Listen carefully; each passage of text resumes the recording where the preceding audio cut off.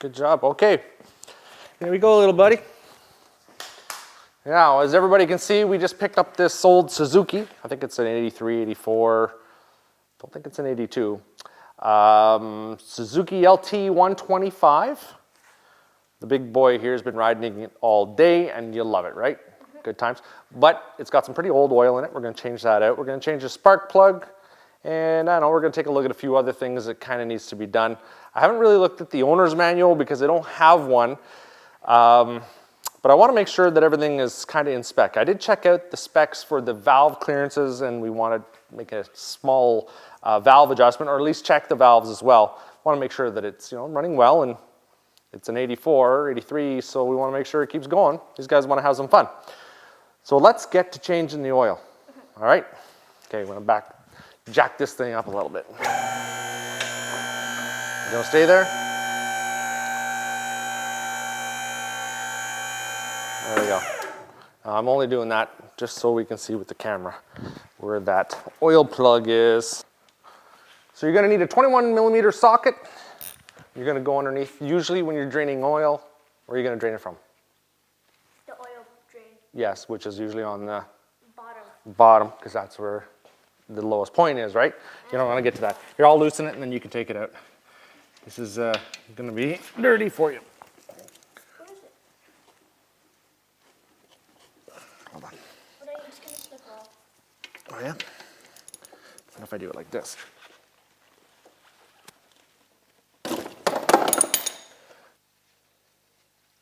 Don't drop it.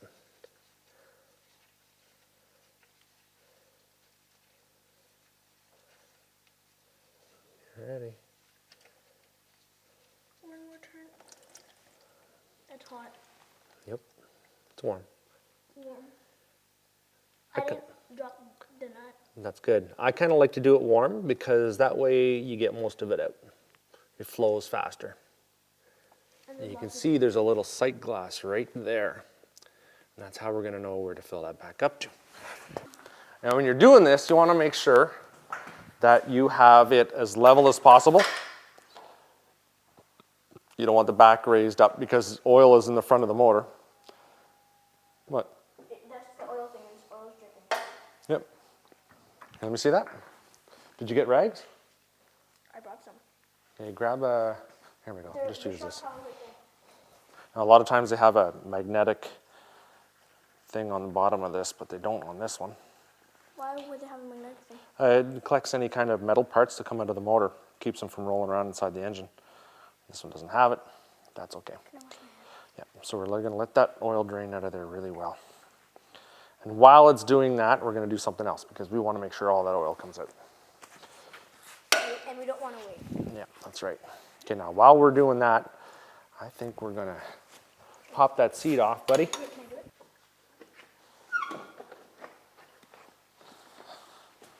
That's where you put your fuel.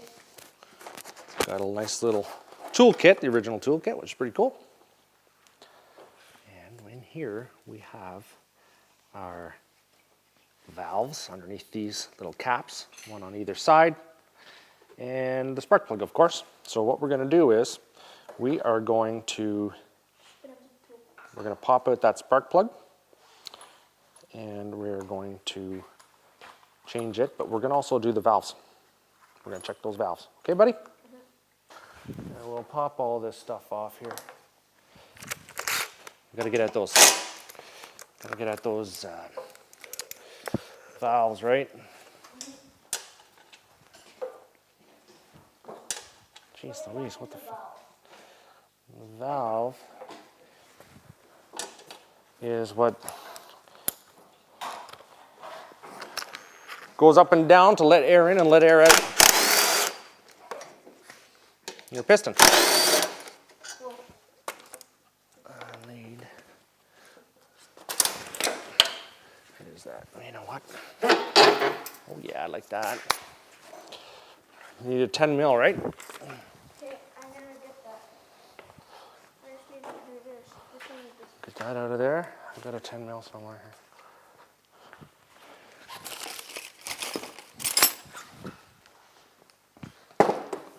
Ready? Here you go. Yep, hold on. And star-shaped thing is kind of messed up too. Got some WD-40. That can right there, eh? I thought it was just a job. Spray a little bit right on that, just a tiny bit. Make sure you use a magnetic tray. Catch all your nuts and bolts so you know where they are. And where's your screwdriver here? Give me that screwdriver. Where's my big long one? There we go. Sometimes if you're trying to undo a screw and it starts to strip on the way out, turn it in a little bit. Try to turn it in a little bit, it'll loosen it. Sounds kind of weird, but it'll get it moving and then you can back it out. And you want to make sure you don't drop any nuts or bolts in the air intake box, right? There you go. Thanks, buddy. Ooh, look at that. Look at that. Pretty beastly right there. Lots of mud in it. Probably go a lot faster, but you get a lot of stuff in your face, right? Okay, so we've got that. We've got that. Now, I've gone over the carburetor already because I needed to do it to get it running. So it's clean. But what we're going to do is we're going to pull that spark plug out. That's a pretty dirty motor, right? So we're going to come in, watch your eyes. I've got goggles on. I'm just going to blow this around the spark plug here so nothing falls inside the cylinder.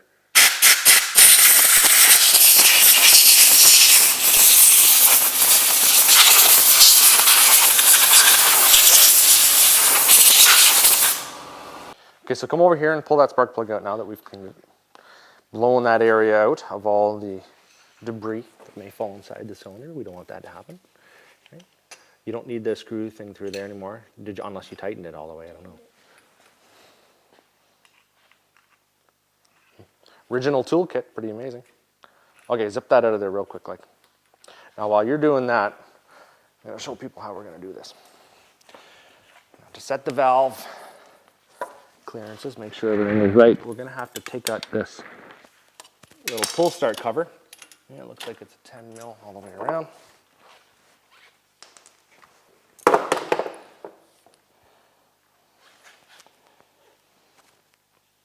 That's a dirty old spark plug. Lots of fouling going on there. What we're gonna do is, we need to get this recoil assembly off so we can get at the timing marks.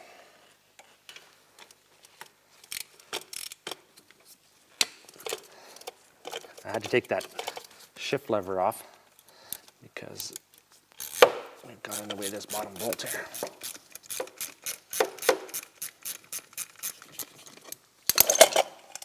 There you go. Goes right there. Okay. So I'm just going to take out these little valve accessibility covers, whatever they call them, I have no idea. So now what we need to do is we need to find top dead center. We use the flywheel to do that, and we also, there's a couple things we can do. On the compression stroke, you can put your thumb over top of the hole and you can feel the air. See that? That's a compression stroke because both valves are closed. That's the compression stroke because both valves are closed. And you can confirm that by looking at your little valves here, your lifters or whatever you call them, the little valve arms. I forget what you call them. But they're not moving while I'm moving this crank. They're not opening or closing. If I turn it around a bit more, you're going to see this one start to move, which is the intake valve, closest to the carburetor. There it goes, see that? So it's going down. Camshaft is moving it, allowing air in. And if you come over to here, now we're going to see the exhaust valve open. So the intake opened, it fired, in theory, exhaust blows out. So now the next compression, or next stroke is going to be this one right here. See that? So now we know that this is our compression stroke. Neither of the valves are moving. And all we need to do, come on over here.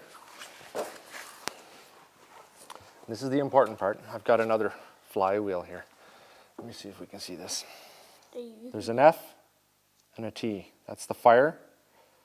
part of the, I don't know, the revolution basically when the pickup learns or knows when to fire, which is just before top dead center, which is the T. And these two lines show exactly where that is. So what I'm going to do is on the stator or the flywheel, I'm going to turn it till I get it to the T. You want to turn counterclockwise. You want it to be steady. That's it. Okay, now go up to the valves. Sort of confirm that you're on the right track if they're loose.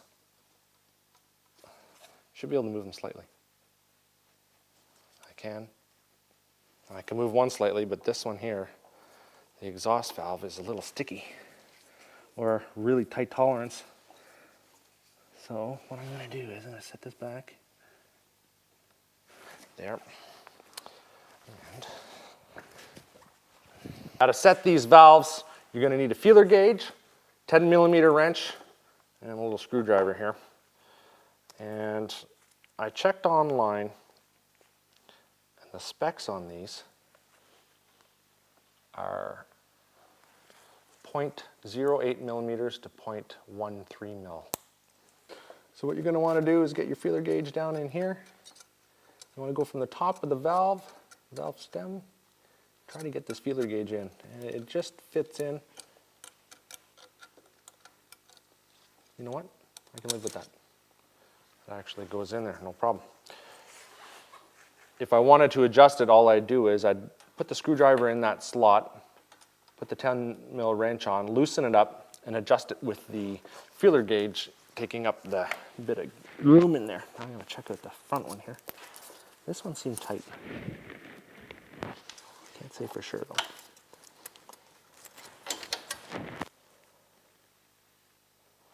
I know it's not a fun place to get to. But if you gotta do it, you gotta do it. You gotta do it. I mean, it's gotta be done. So you just do the same thing on back and front? Yeah.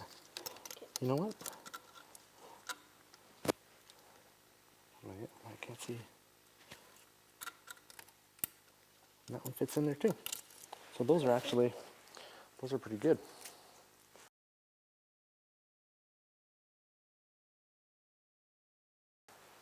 That's not bad at all. We know that they're where they're supposed to be. They're within limits. Now, I did smell a little bit of burning oil behind this thing. You can turn that light off there, okay? I smelled it too. Yeah.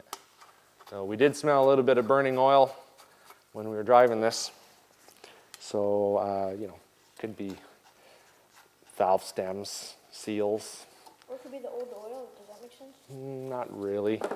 Not as much. But we're going to change the oil. We're going to put Shelburne ATV oil in it, made by Shelburne Fuels. And we're going to run his special additive to go in there as well. And I have great confidence in his oils, so who knows? Might even clean it up a little bit. So we're going to put that cover back on. Do you want me to? Now, it's always a good idea when you buy a new machine like this, especially something that's this old, to go over these little items just to make sure that everything's tickety-boo. What happens a lot of the time now is that it's hard to find somebody to work on these older machines. A lot of companies don't even want to work on them. So, which doesn't really make sense. Maybe they don't make enough money on them because they're so easy to work on. You can do this yourself. And for the most part, you know, these old machines are pretty bulletproof. I'm sure that this one has been ridden very hard over the course of its life. Yeah, like the bearings are done. The bearings are done. So look at that. That's the next thing. The bearings come in tomorrow. So I'll be fixing that. Maybe I'll make a little video on that so everybody can see how to change a wheel bearing. But we've got the timing set. There's no problem there. I've got a new plug here. Get that put in place. Where'd you put the plug wrench? So I just got to put this oil plug back in. I'll get it so the boy doesn't have to get his hands dirty. Put that in there.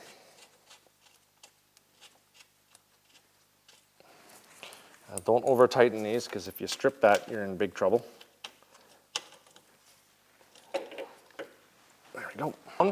Good. There. So spray that chain. There you go. That's chain lube. Spray it. Spray it.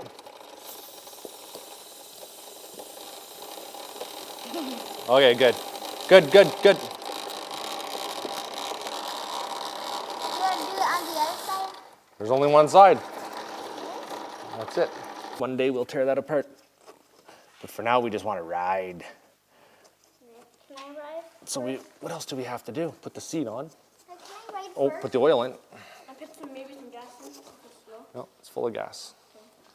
We're good. Okay, girl. There we go. Original toolkit. Collector's item, I'm sure. Yeah, get that seat back on. A little dirty right there. Okay, now I'm just going to lower this. So everybody back up. And we're going to put our oil in now. Can I do it? Can I do it? No, I'm going to do it, but I'm going to show you how to do it. Next time, can I do it? Now we've got this Shelburne oil in here. It's red, it's colored. We know when it turns black, it's time to get rid of it. He thinks of all kinds of cool things. And this also has an additive in it that at night, if you turn a light onto it, it'll actually glow green if it leaks anywhere out of your motor, so you can see where your leak is coming from if you have one. It's pretty cool. He thinks of everything. John Shane is a smart man. And he's also got this additive here, a zinc phosphorus additive. 612, and so only takes a little shot of this. Bloop. There we go. That in there. Now to see how much oil we have down here, back up, Cal. There's a little sight glass right there. So there's no dipstick on this. The dipstick drives this. Blah. You're gonna see it come up about halfway in there. You want it half. What happens if you're full? You've got too much oil in it. You don't want too much. Now this is filling through the case to the other side. So sometimes it takes a little bit more than what you think. What we're gonna do is start up the motor. Let it run for a second. Can I start it? Okay, you can start it. Good. Okay, start that up there, mister.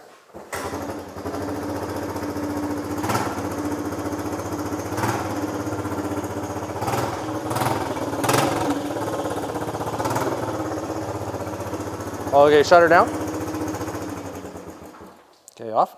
Boy, that started up a lot easier, right? Yeah. Less compression. And now the oil is down. Fill that back up. Okay, go ahead.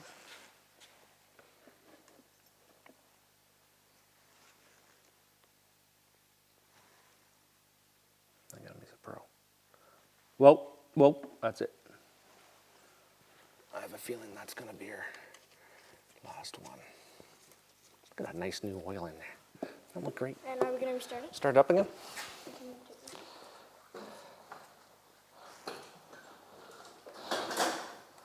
Easy.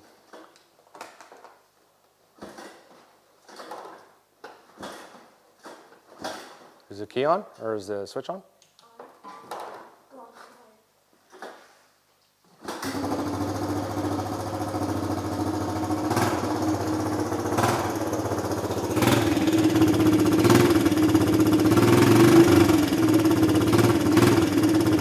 Shut it down.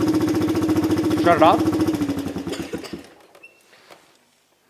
So now it looked like the oil went up inside there.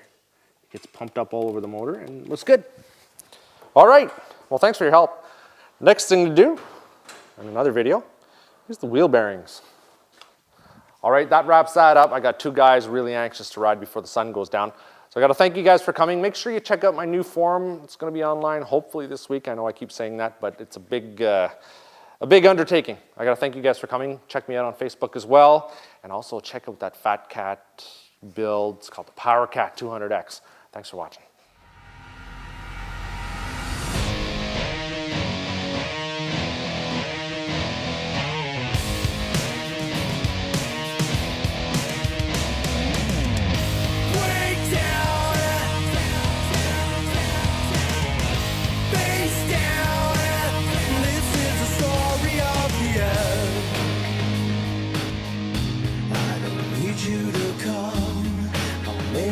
impossible to find me. Go on and believe it's nothing at all. It goes like that, okay? Sick of promises that I break. Come on, come on. You're wrong. I'm so tired of seeing it. Go on,